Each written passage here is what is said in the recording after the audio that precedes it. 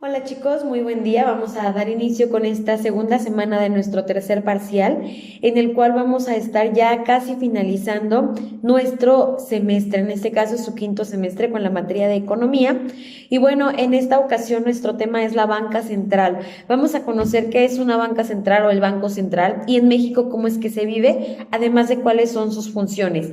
Esto va de la mano con el tema que vimos en la clase MIT anterior, donde analizamos los tipos de política, hablábamos de la política fiscal, donde esos dos remos con lo que puede funcionar de manera importante es por un lado los impuestos y por otro lado el gasto público. Pero además de la política fiscal, que la controla directamente el gobierno, tenemos la política monetaria y dijimos que la política monetaria la controla, en este caso, la banca central. ¿Por qué? Pues porque es quien dice cuánto tiene que haber de coeficiente de caja en los bancos. Recuerden que es aquella cantidad que el banco tiene que dejar guardada y no prestarla. Por otro lado, también es quien va a hablar de la tasa de cambio, que en este caso la tasa de cambio es poner o decidir cuál va a ser el valor, sobre todo cuando va a haber remesas o para la compra y venta de moneda extranjera en nuestro país, es quien pone los valores. Por eso cuando ustedes escuchan el noticiero o ven el noticiero o incluso tienen que ir a una casa de cambio para cambiar dólares por pesos o pesos por dólares, tienen que ver cuál es el valor del día, vaya, porque lo menciona en este caso la banca central.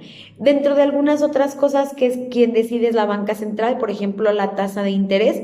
Ya les expliqué el mecanismo de la tasa de interés, que es cuando va a subir la tasa o va a bajar la tasa, y eso va a depender de lo que nosotros queramos. Si queremos una política expansiva o si queremos un efecto restrictivo. Acuérdense que vamos a querer un efecto expansivo cuando la economía está muy mal y lo que yo quiero es elevarla y tenemos que buscar un efecto restrictivo cuando la economía está alta y lo que tenemos que hacer es frenarla, ¿ok? Porque dijimos que a diferencia de una empresa, un gobierno lo que quiere es equilibrio, no ganancia. ¿Ok? Bien, pues de eso se trata entonces nuestro tema del día de hoy, lo que es la banca central. Y vamos a ver, por ejemplo, para empezar un poquito en los antecedentes, el primer banco central que existió fue en Suecia. De hecho, se habla mucho de Suecia hoy en día en cuanto a la economía, paraísos fiscales, etcétera. También tenemos que ver, no confundirnos del lugar, pero en este caso vamos a hablar de Suecia, ¿ok? Entonces podemos decir que fue el primer banco que existió y fue en 1668 y se llamó Riksbank, ¿ok? Este banco era particular, o sea, era de personas particulares, vaya, no de un ente gubernamental, pero hoy en día es un banco central encargado de emitir la moneda de Suecia y de dictar la política monetaria del país, ¿ok? Entonces, quiere decir que la moneda con la que se lleva a cabo una economía normal, como aquí el peso, en este caso en Suecia, la emite este Riksbank, ¿ok? Y además es quien maneja la política monetaria del país, lo que ya comentamos, es quien a través del coeficiente de caja, a través de la tasa de interés, a través de los préstamos, a través también de la tasa de cambio, van a decidir cómo va a ser la política y qué tipo de política se necesita. Bien. Vamos a ver entonces lo que el Banco Central es, ya como definición, y podemos decir que el Banco Central es esa institución que emite y administra la moneda legal de un país. Por ejemplo, el peso mexicano. También hemos hablado ya en algunas clases de esto y dijimos que el peso mexicano, para poder decir ¿por qué no emitir más papel moneda, o sea, billetes o monedas como tal, si lo que necesitamos es dinero? Y habíamos dicho que para ellos poder decidir cuánto dinero van a tener en el mercado, vaya, o dentro de lo que es el libre cambio, necesitan hacer cálculos, por ejemplo, saber si hay inflación o no, que ahorita vamos a hablar de eso, cuánta reserva de oro tenemos en el país, que también vamos a hablar de eso, si queremos expandir o restringir la economía. Entonces, de todos estos factores que ya hemos comentado en clase y que ahorita estamos comentando, es que se va a poder decidir cuánto dinero va a emitir, o sea, cuánta moneda se va a emitir. Y en este caso, quien la hace es el Banco Central, ¿ok? En nuestro país, el Banco de México es quien imprime o saca del mercado el dinero, ¿ok? Bien, continuamos. Además de que administra la moneda y pues la crea, vaya, también ejerce la función de banquero de los bancos. ¿Por qué? Pues porque al final de cuentas es quien cuando es necesario le presta el dinero a los bancos y también checa la actividad de los bancos. Entonces, por eso podemos decir que es el banquero de los bancos, es a quien recurren los bancos cuando tienen alguna necesidad. Es quien controla los sistemas monetarios. Entonces podemos decir que es quien controla el dinero, si es más, si es menos, si saca, si introduce, ¿ok? También los sistemas crediticios, porque acuérdense que va a depender los créditos, en este caso los préstamos, de la tasa de interés. Si la tasa de interés está alta, probablemente van a bajar el nivel de créditos o préstamos que las personas pidan a los bancos, pero a su vez también cuando la tasa de interés baja, pues las personas ven más factible pedir prestado. ¿Okay? Tenemos también que el sistema cambiario, lo que decíamos hace un momento, las remesas, para que pueda haber un intercambio de moneda extranjera, moneda mexicana, tiene que fijarse una tasa de cambio. En este caso, les decía nuevamente, por eso en los noticieros te habla de cuál es esa tasa de cambio, a la venta, a la compra. También cuando nosotros necesitamos hacerlo dentro de en nuestro municipio, por ejemplo, les decía, una casa de cambio y ahí te tiene que decir el precio a la compra, el precio a la venta. Normalmente el que se maneja más en cuestión de publicidad, pues es el dólar, ¿ok? Tenemos por otro lado, otra de las funciones de la banca central, pues es la custodia de las reservas de oro. Les he comentado ya que los países, por eso también se dio mucho la depresión de 1929 en la Bolsa de Valores de Wall Street, pero los bancos y los países, en este caso los bancos centrales, no todos los bancos comerciales, sino la banca central de los países, es quien custodia la reserva de oro. También yo les he mencionado que cada vez menos países fijan su moneda en las reservas de oro, pero lo sigue habiendo, ¿ok? Antes sí era la mayoría, ahora es cada vez menos. ¿Por qué? Pues porque ahora pueden hacer los cálculos a través de las transacciones comerciales que se hacen dentro de la misma bolsa de valores. Pero pues antes todo era directamente con las reservas de oro. De todos modos, las reservas que sigue habiendo de oro en los países, quienes la custodian son la banca central. Bien, de hecho les pido o les sugiero, para que entiendan un poquito más ya de manera visual lo que les estoy diciendo, puedan entrar a YouTube y puedan checar algún video donde hable de las reservas de oro que tiene México y que las custodia el Banco de México, ¿ok? Banjico. Otra de las funciones que tiene la banca central es emitir el dinero legal de la nación. ¿Por qué digo legal? Porque acuérdense que también hay mucho dinero falso, mucho papel moneda falso. Entonces, ellos tienen que checar las formas para que cada vez haya menos dinero falso. Por ejemplo, ellos son quienes hacen el acuerdo, el análisis para saber qué candados le pueden poner a los billetes, si van a tener alguna transparencia, si van a brillar con la oscuridad, por ejemplo, si van a tener algún sello, o sea, todos los sistemas de seguridad, ellos son quienes los determinan precisamente para que podamos darle garantía a los ciudadanos de que la moneda, o en este caso el papel moneda, que son los billetes, sean completamente legales.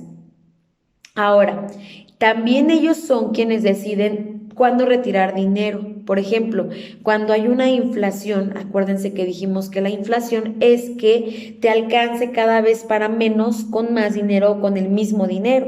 Pusimos en la clase de estructuras socioeconómicas de México, que también tienen conmigo, estuvimos hablando de lo que pasó con López Portillo, por ejemplo, y que decíamos que hubo una inflación muy importante. Un día te cuesta un chicle $1, al otro día, dependiendo del porcentaje de inflación, pues ya no te alcanza y ahora te va a costar 10 pesos o 5 pesos, 8 pesos, 12 pesos, 100 pesos, ¿no? Entonces ahí es cuando vamos a hablar del porcentaje de la inflación de un país. Cuando hay mucha inflación, una de las medidas que puede realizar el país, política monetaria a través de la banca central, es sacar dinero de circulación, ¿ok? Dinero del mercado. Entonces, bueno, eso a través de quién lo hacen, a través de los bancos, ¿ok?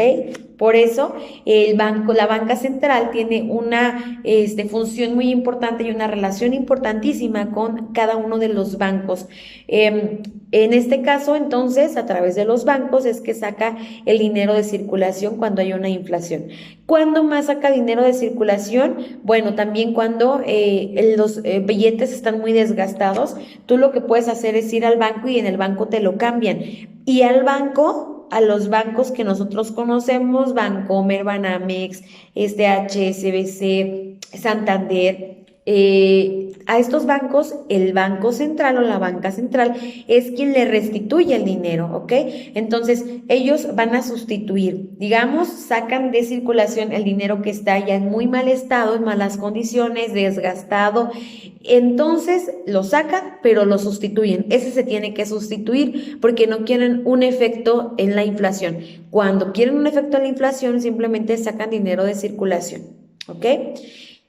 Bien, ¿qué otra función tiene la banca central? Bueno, pues también es administrar la deuda pública, que es muy importante. Ahora, no estoy diciendo deuda externa, estoy diciendo deuda pública. La clase pasada también les dije cuál es la deuda pública. Esta es cuando el gobierno emite CETES, bonos u obligaciones, que también ya estuvimos hablando, y es, por ejemplo, una persona sabe que se lanzó al mercado o está a la venta los CETES o las obligaciones, vas y lo compras. Y entonces, en un tiempo determinado, el mismo Banco de México, Banjico o la Banca Central Mexicana, va a pagarte nuevamente lo que tú compraste, pero decíamos, es con un interés. Entonces, se llama deuda porque pues al final es que el gobierno te debe a ti, por eso se llama deuda pública, ¿ok? Dentro de algunas otros ejemplos, otras situaciones, pero es quien lo administra, Banjico. Ahora, ¿quién entonces, después de que ya lo he estado repitiendo, es la Banca Central Mexicana? Pues se llama Banjico, ¿ok? Banco de México, que inicia labores ya de manera autónoma porque se hizo una reforma al artículo 28 constitucional desde el 1 de abril de 1994, ¿ok? En ese momento adquiere autonomía y en ese momento adquiere las funciones que he estado comentándoles ahorita, dentro de algunas otras que respecta a la economía del país, pero sobre todo son estas. Ahora, recuerden que también en estructuras socioeconómicas de México hemos hablado un poquito de temas que se relacionan con todo esto. Decíamos, pues el 1 de abril, la autonomía, reforma del del artículo 28. ¿Qué tiene que ver esto? Bueno, tanto en esta materia como en la otra hemos estado hablando de que en nuestro país está prohibido que una sola empresa, una sola persona tenga el control de un servicio o de un producto, ¿ok? Y que esto está prohibido en el artículo 28 constitucional, que se llama monopolio. Recuerden que ya vimos lo que es el monopolio, precisamente cuando una empresa o una persona tienen el control directo de un producto o de un servicio, ¿ok?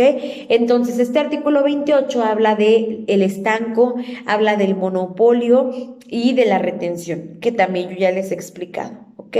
De eso se trata y se reformó para que dentro de este mismo artículo se hable de que la Banca Central Mexicana es el Banco de México o Banjico y que es completamente autónomo.